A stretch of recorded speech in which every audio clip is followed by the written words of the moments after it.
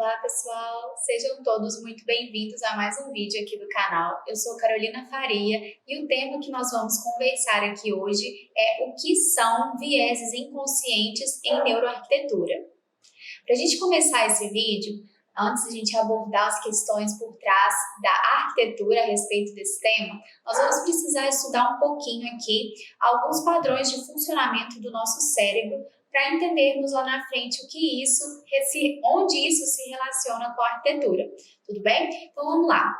Um primeiro conceito muito básico dentro do estudo do nosso cérebro é nós entendermos que ele, apesar de ser uma massinha pequena, de aproximadamente 1,5 kg, ele tem um gasto energético e metabólico no nosso organismo muito grande, que é cerca de 20% de todo o gasto energético que o nosso corpo tem, advém do cérebro.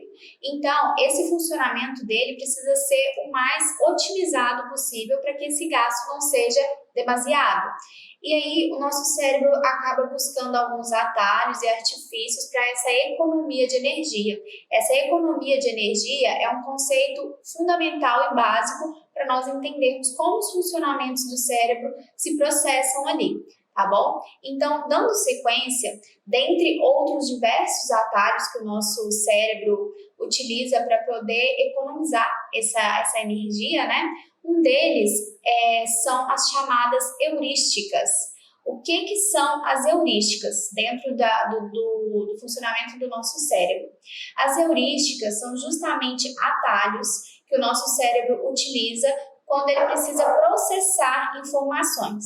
Então, quando nós pegamos a nossa existência desde que nascemos, a gente vai aprendendo coisas, assimilando informações, interpretando realidades e contextos, e o nosso cérebro armazena isso de alguma maneira e vai criando determinadas memórias específicas sobre aquilo que ele tem contato.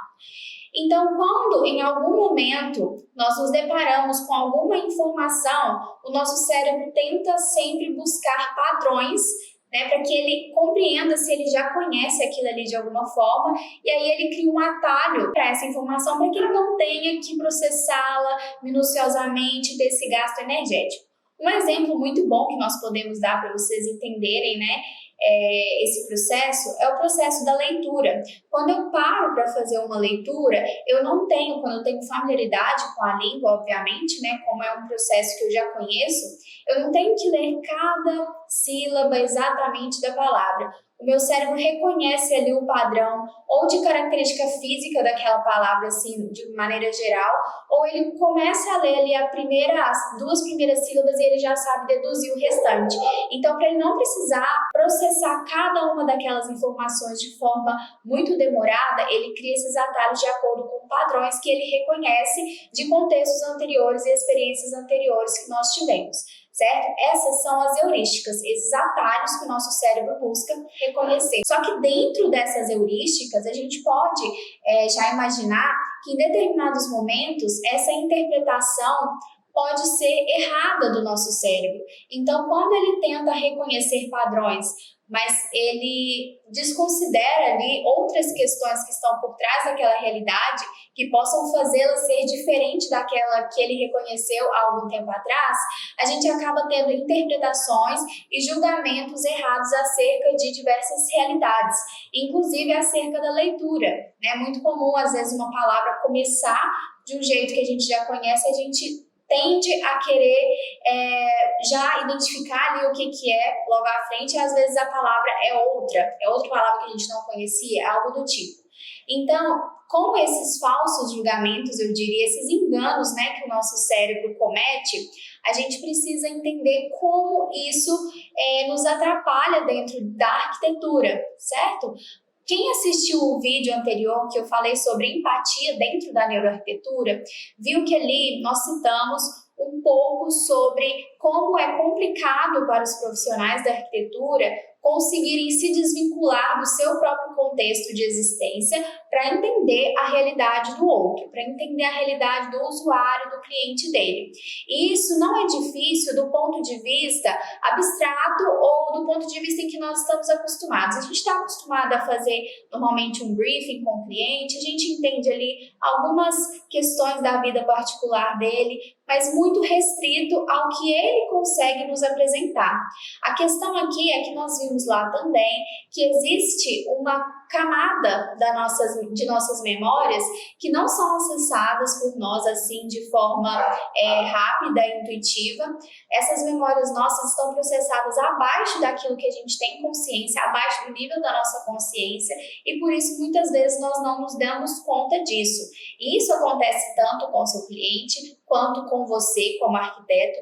Então a dificuldade do arquiteto é se neutralizar um pouco de si mesmo e tentar buscar naquele cliente, entender a realidade dele de forma profunda, a ponto de você se reconhecer dentro daquela realidade e reconhecer estruturas ali por trás daquele contexto que muitas vezes o próprio cliente não soube te passar, certo? Só que, quando nós levamos em consideração que nós também temos essas memórias, esses contextos anteriores, esses atalhos que o nosso cérebro dá referente a realidades que nós vivemos antes, a gente precisa entender que isso acaba influenciando a nossa interpretação da realidade do outro, né? É uma questão lógica, se nós formos pensar.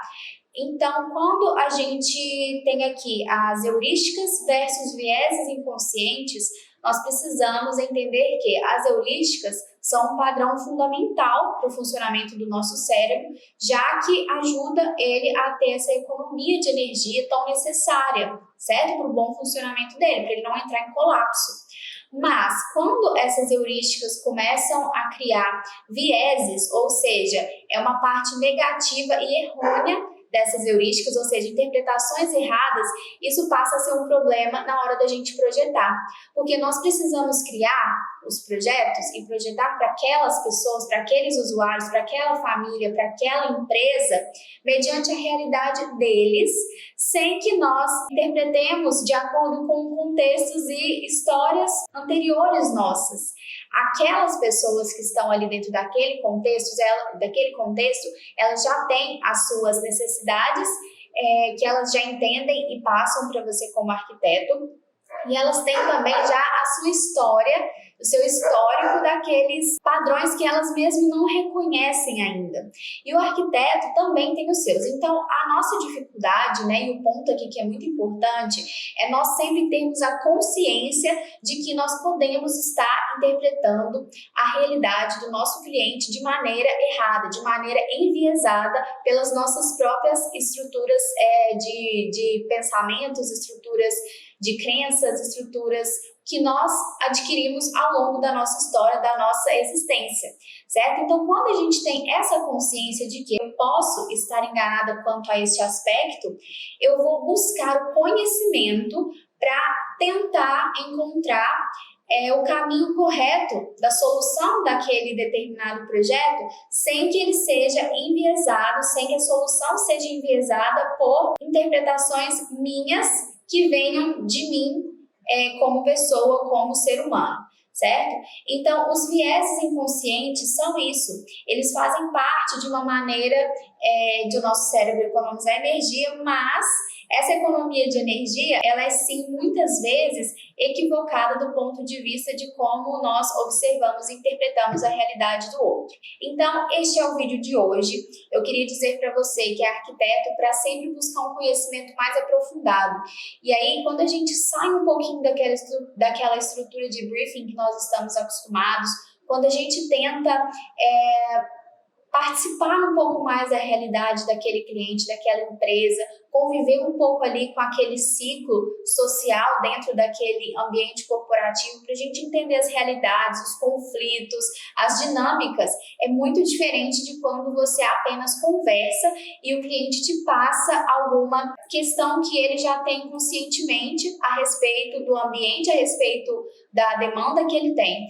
Nós, como profissionais, nós já temos um olhar um pouco mais treinado para as demandas do cliente, mas isso só vem a partir de um conhecimento profundo daquela realidade quando você vive realmente aquele contexto. Então, algo que precisa ser implementado, né, na nossa rotina como arquiteto, além do briefing, além da entrevista, é realmente essa busca por conviver e tentar participar um pouco daquela realidade para buscar entender de forma correta e não enviesada a realidade, o contexto de todo usuário para todos os projetos. É por isso que eu chamei nesse vídeo esses vieses inconscientes de pontos cegos dos arquitetos. É realmente uma realidade da qual nós precisamos tentar nos desprender um pouco para que a gente consiga resultados de projetos realmente eficientes e de acordo com aquela demanda que o nosso cliente tem. Muitas vezes, dessa maneira, nós conseguimos ir além das expectativas do cliente, além daquilo que ele conseguiu nos transparecer numa entrevista, por exemplo, porque a gente foi buscar essa informação de forma ainda mais próxima e mais aprofundada. Então, o vídeo fica por aqui e até o próximo, pessoal!